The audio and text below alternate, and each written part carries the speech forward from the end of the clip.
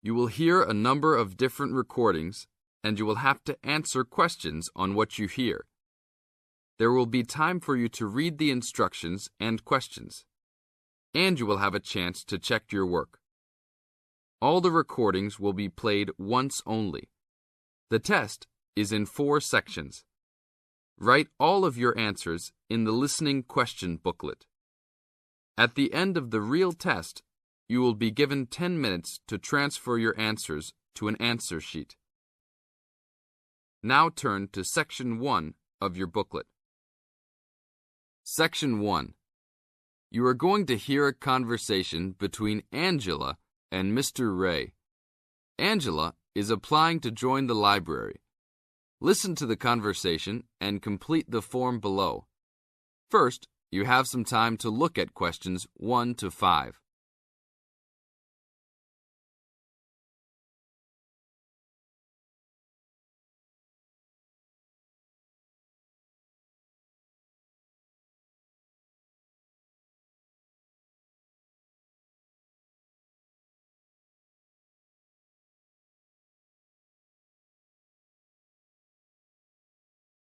Now we shall begin. You should answer the questions as you listen, because you will never hear the recording a second time. Hello, how can I join the library? Well, you need to make an application. Would you like to do it now? Yes, if I can. One moment and I'll get the form. Now, I just need to ask you a few questions before you sign at the bottom. Okay. Your full name, please. Angela Mary Price. Price? Yes, that's right. Okay, and your address? Apartment 3, 86 Bridge Street, Pimlico. Bridge Street. That's just near here, isn't it? Yes, not very far. Good. So the postcode must be 2065, right? Yes, that's right. Now, your telephone number. I need both home and work if you have them. My home number is 8763-5142, and work is 8456-1307. Do you need anything else, like ID or something? Yes, your driver's license will do, if you have one. Right. It's easy to remember. I know it by heart. 4040 AC. I'm afraid I'll also need to see it. Okay, here it is. Thanks. And your date of birth, please? 24 March 1981. Okay, thanks. That's the most important part completed. But if you don't mind, I'd also like to ask you a few questions for a survey we're conducting. Yes, that's okay. Now you have some time to read questions 6 to 10.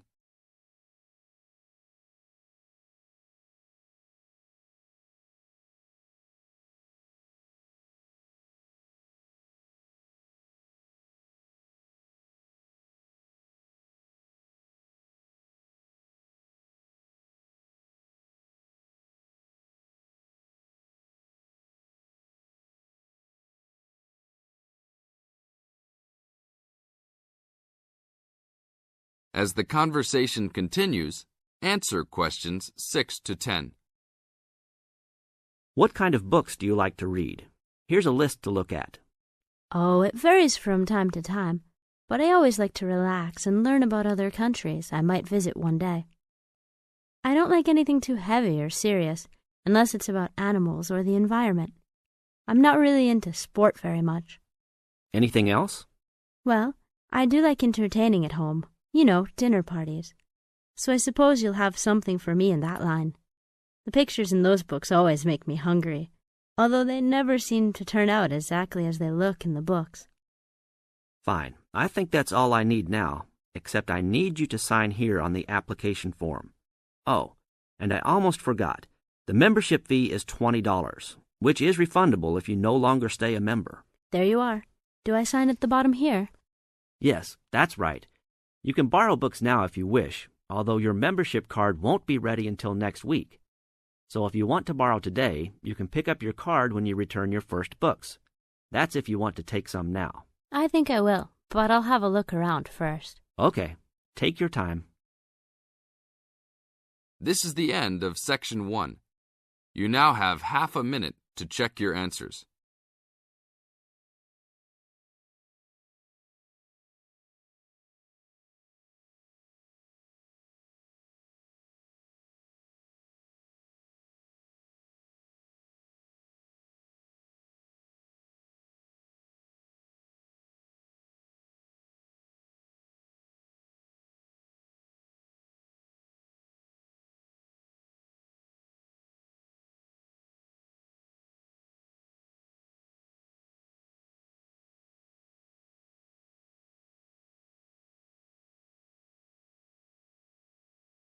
Now turn to Section 2. Section 2. You are going to hear a lecture about dining services. First, you have some time to look at questions 11 to 14.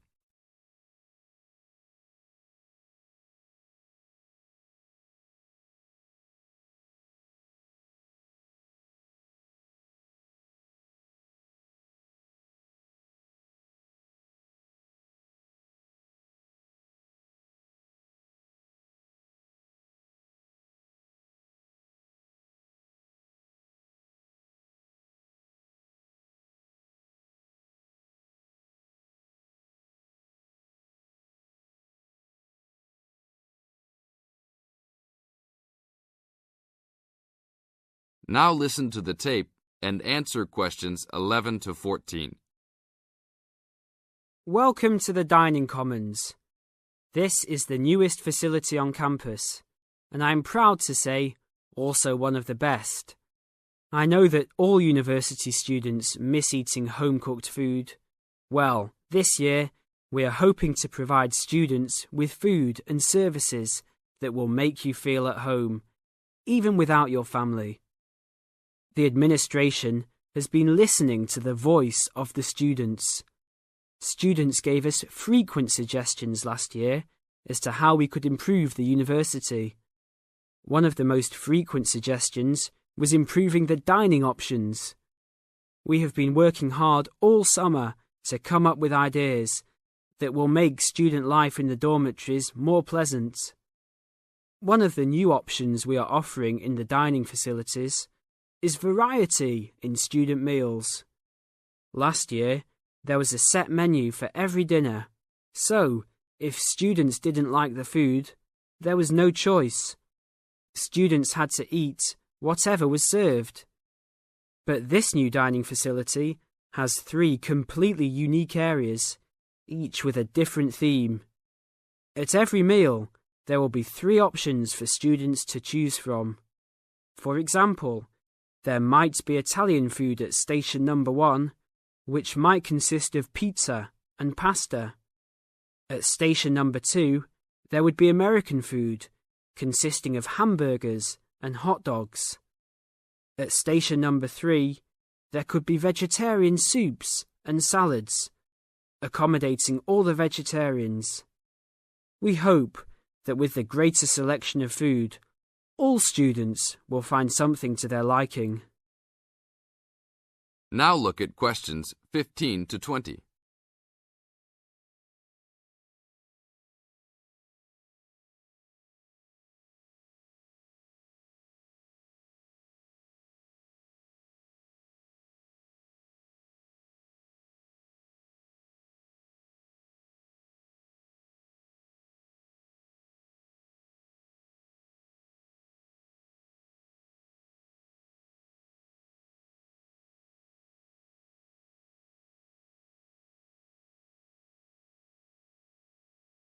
Now listen to the tape and answer questions 15 to 20. Not only will students have more options, the food will also be better. Each section of the facility will have a head chef. These are real chefs that have been trained in culinary school and have been hired specifically by the school to work in the dining facilities. All of the chefs have a speciality. The school is hoping that these chefs will prepare better tasting and more nutritious food. Every student will be able to make suggestions and also give their input as to which menus taste better. Last year, many students complained that the dining facilities didn't have very convenient hours. This year, we hope to change that. We will open for breakfast at 6 a.m.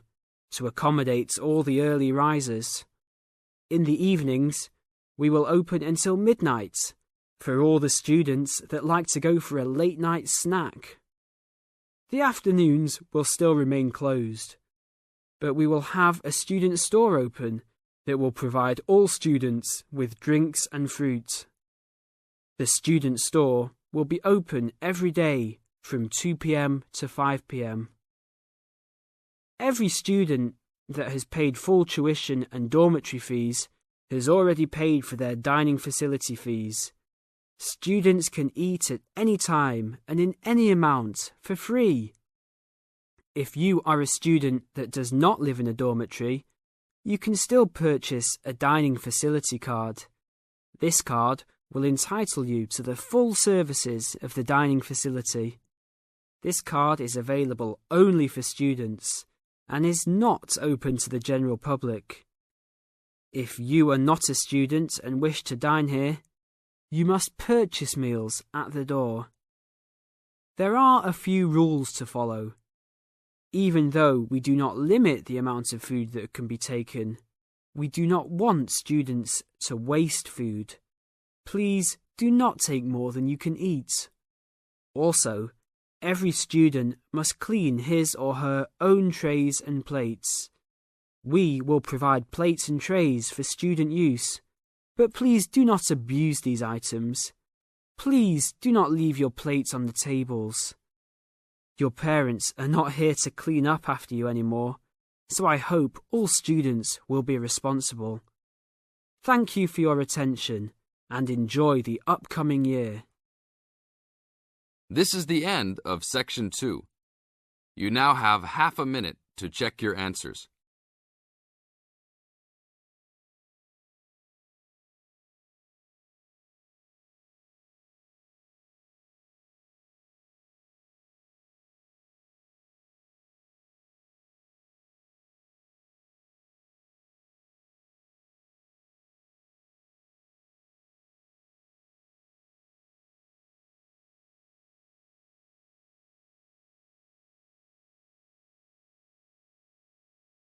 Now turn to Section 3. Section 3. In this section, you are going to hear a conversation between Anne and Marcia. In the first part of this conversation, they are talking about the commands of training dogs. First, look at questions 21 to 25. Note the examples which have been done for you.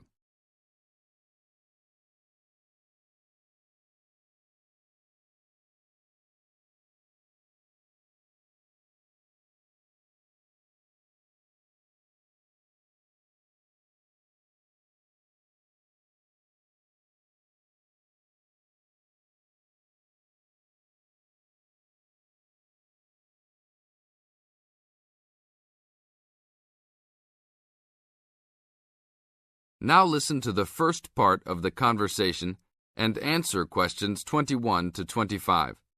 Complete the table showing different commands for different forms of dog training. So that research paper we have to do next, the one about how are different styles of training dogs, how do you think you'll approach writing it? You know, I've been thinking about it. I feel that the best way to write it is to divide the paper into two main parts. In the first part, we'd be analysing some examples of each style of training dogs. Right, what the styles are. After that we can talk about how each style can be used so that the dogs learn something different from each one. Indeed. Maybe we could draw a chart and compare examples of each style of training, one at a time.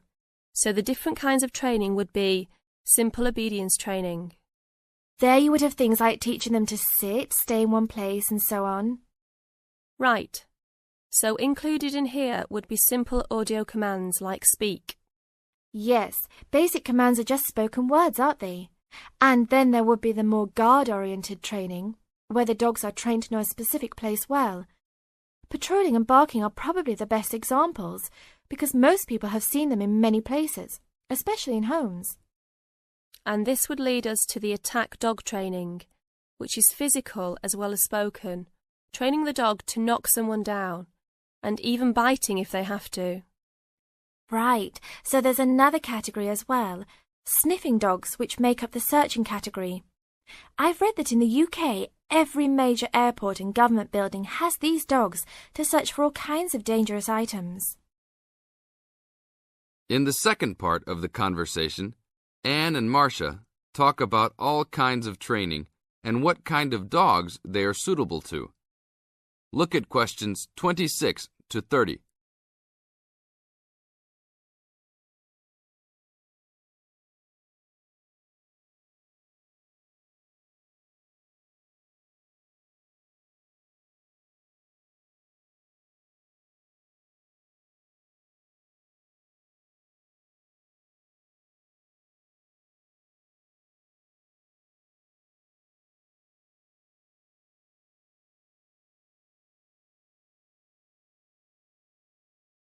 As you listen to the conversation, match A, B, C with the following forms of dog training.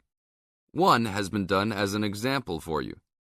Listen carefully and answer questions 26 to 30. I can believe that. Well, we have a good list to build on.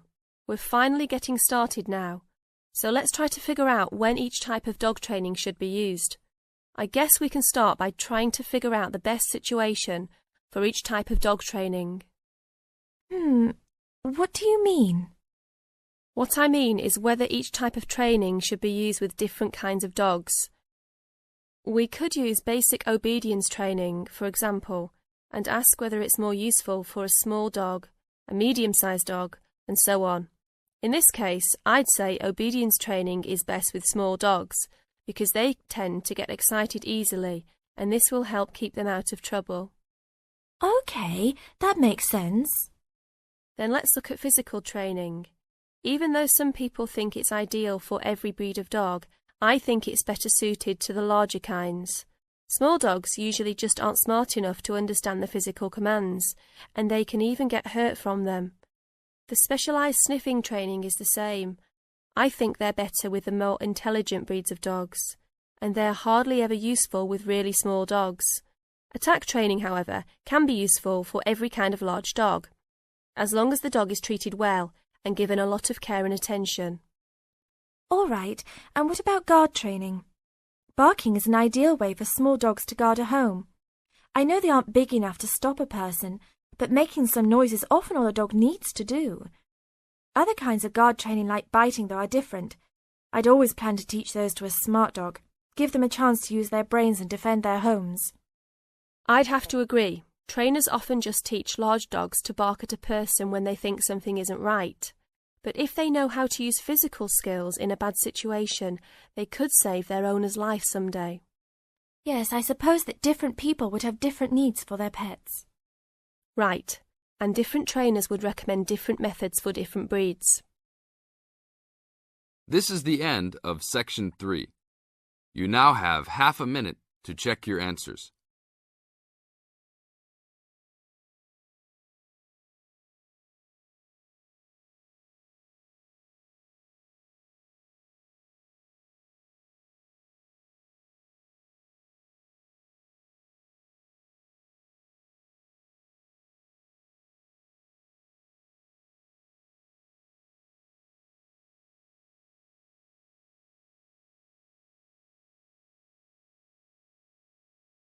Now turn to Section 4.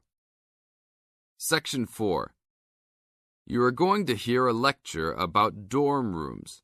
First, you have some time to look at questions 31 to 40.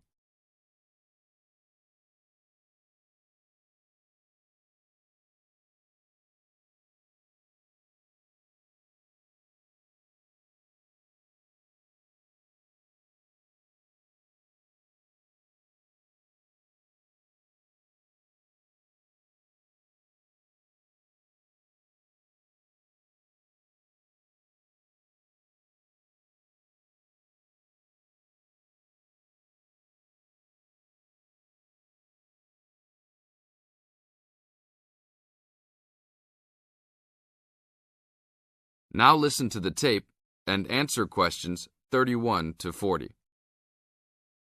Welcome to your new home for the upcoming year. These dorm rooms are among the best in the nation and are the newest ones at this school. So I hope you will all learn to appreciate them and take good care of all the facilities here. I am Gina, and I will be residential advisor in this building for the year. Today I am going to tell you about some of the programs and facilities that are available to you. I will also be telling you the rules that everyone is expected to abide by. I will be asking you to give me your full attention for the next few minutes. I will first tell you about the facilities that are available to you. The dining facility is located on the first floor of the building. It is open 7 days a week from 7 a.m. to midnight. All the food offered to students is freshly made every day, and my own opinion is that the food is actually quite good. Feel free to come and grab a banana for breakfast or sit down with a group of friends for dinner. Although your meals are served buffet style, please do not waste food. All students are expected to clean their own tables after meals. In the basement of this building, there is a gym and recreational hall. The gym has workout equipment such as treadmills and weight sets. In the recreational hall, there are ping-pong tables and a pool table for student use. You must sign in when using this equipment, and you will be held responsible for any damages or losses. The gym and recreational hall are open daily from 10 a.m. to 10 p.m. There is a kitchen located on the second floor of this building. Your dorm key will open this door. Inside there is a refrigerator, a microwave, an oven, and a stove. This room is open 24 hours a day, 7 days a week. If you decide to cook a meal, please be considerate to all the students and clean up after yourself. You can use some food in here, but please do not make a mess.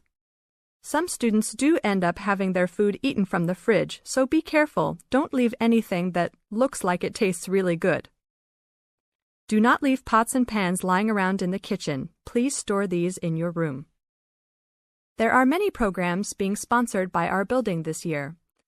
One of the most popular is our Saturday morning outings. In the past years, these trips have included going fishing, hiking, cycling, ice skating, and even going to the beach. There will be a listing of scheduled events coming out soon. The university sponsors these trips, so transportation will be provided. However, there are usually some costs associated, though they are usually minimal. Our building also has a volleyball team. All students who live in this building are welcome to join. Last year we won first place in the dorm league. Please sign up at the front desk if you are interested as soon as possible, as there are only 20 spaces available based on a first-come, first-served rule. The last things I want to talk about are the rules of our building. I know rules can be boring, but they are necessary to ensure the welfare of everyone living here. First, noise levels must be kept to a minimum after 11 p.m. Many students have early classes, so for those of you that have the luxury of sleeping until 10, please don't stay up late making lots of noise. Secondly, all visitors must sign in at the front door. Even if you have friends that are regular visitors, they must still always sign in. This rule is to prevent theft and robbery from occurring. Thirdly, alcohol and drugs are not permitted in this dorm in any place or at any time. Lastly, just be safe and have a great time. University is the greatest time of your life, so make the most of it. Thank you all for your attention. This is the end of Section 4. You now have 30 seconds to check your answers.